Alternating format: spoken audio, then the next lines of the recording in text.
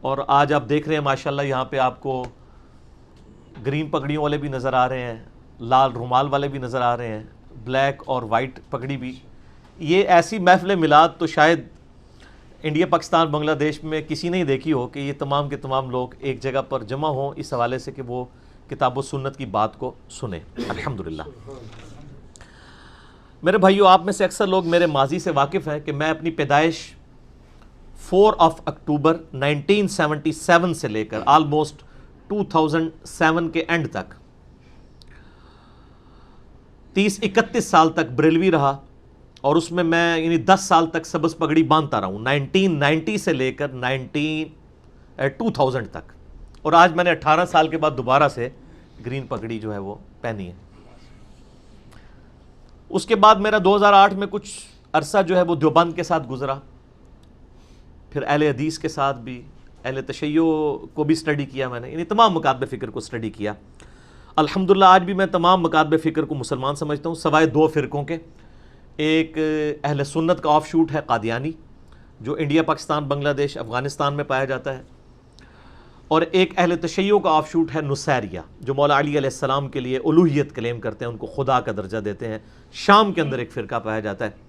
اور یہ 2 مکاتب فکر ایسے ہیں کہ جن کی خود ان کے جو روٹ مکاتب فکر ہیں انہوں نے تکفیر کی ہوئی ہے. اہل سنت نے قادیانیوں کی ہوئی ہے تکفیر، اور اہل تشیع نے نصیریہ کی.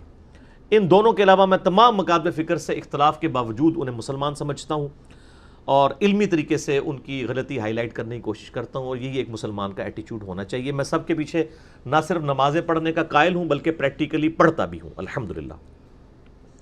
کیوں پڑھتا ہوں؟ کیونکہ نہ میں وہابی نہ میں بابی، میں ہوں مسلم علمی کتابی. یعنی نہ ہم سو کالڈ وہابی ہیں، کوئی علمی بات کر دے اسے کہتے ہیں یہ وہابی ہو گیا، اور نہ ہم بابی ہیں. یہ بابی کی ٹرم میں نے ڈیوائز کی ہے وہابی کے مقابلے پر، کہ بابوں کے ماننے والے، بابوں کا جھوٹا دفاع کرنے والے، بلکہ ہم علمی کتابی مسلم ہیں. اور یہ علمی کتابی کی ٹرم بھی میں نے قرآن حکیم سے لی ہے. سورۃ الاحقاف کی آیت نمبر 4 ہے، اعوذ باللہ من الشیطان الرجیم، بسم اللہ الرحمن الرحیم، ایتونی بکتاب من قبل ھذا او اثارۃ من علم ان کنتم صادقین. اے محبوب صلی اللہ علیہ وآلہ وسلم ان سے ارشاد فرمائیے کہ اگر تم قرآن کو نہیں مانتے ہو تو ایتونی بکتاب من قبل ھذا، اس کتاب سے پہلے اگر کوئی تمہارے پاس کتاب ہو اللہ کی وہ لے آؤ. او اثارۃ من علم، یا علم کے آثار ہوں، ان کنتم صادقین، اگر تم سچے ہو تو انبیاء کے علم کے آثار ہوں یا ان کی کتابیں ہوں، وہ لے کر ان سے مجھ سے بات کرو. یعنی کتابوں کو مانو، بابوں کو نہیں. اور صرف ان بابوں کو مانو جو کتابوں کو مانتے ہیں، کیونکہ بابوں کو مانا اس لیے جاتا ہے کہ وہ کتابوں کے فالوور ہوتے ہیں.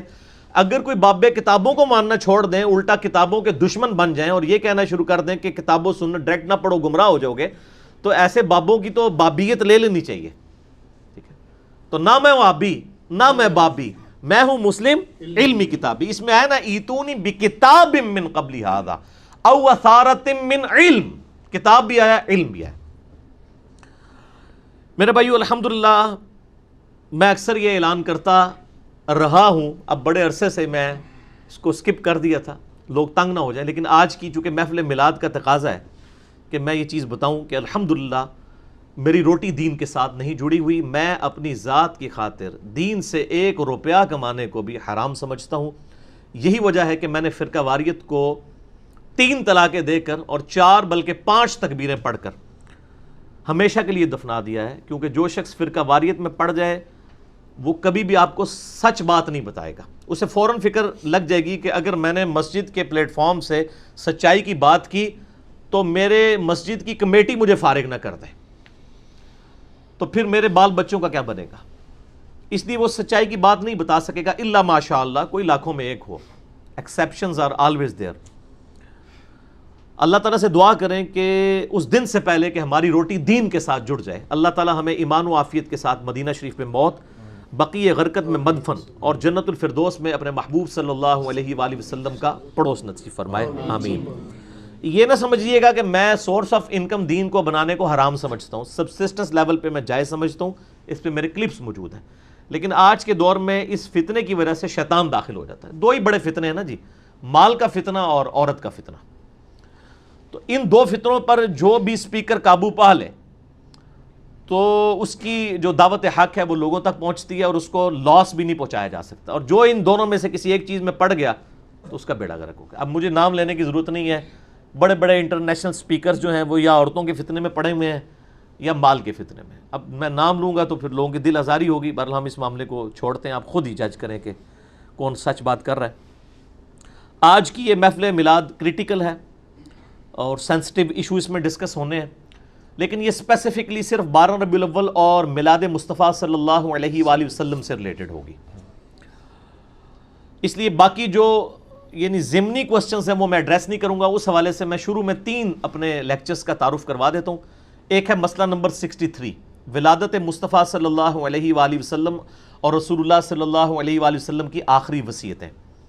دوسرا ہے مسئلہ نمبر 163, وفات النبی صلی اللہ علیہ وآلہ وسلم سے متعلق صحیح عقیدہ. اور تیسرا لیکچر ہے مسئلہ نمبر 5, حیات النبی صلی اللہ علیہ وآلہ وسلم سے متعلق صحیح عقیدہ.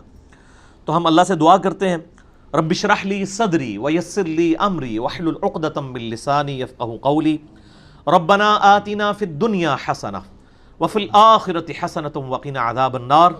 ربنا آتنا من لدنک رحمۃ وہیئ لنا من امرنا رشدا. لا الہ الا انت سبحانک انی کنت من الظالمین. حسبنا اللہ ونعم الوکیل ولا حول ولا قوة الا باللہ العلی العظیم. یا حی یا قیوم برحمتک استغیث. صلو علی الحبیب اللہم صلی علی محمد وعلی آل محمد کما صلیت علی ابراہیم وعلی آل ابراہیم انک حمید مجید.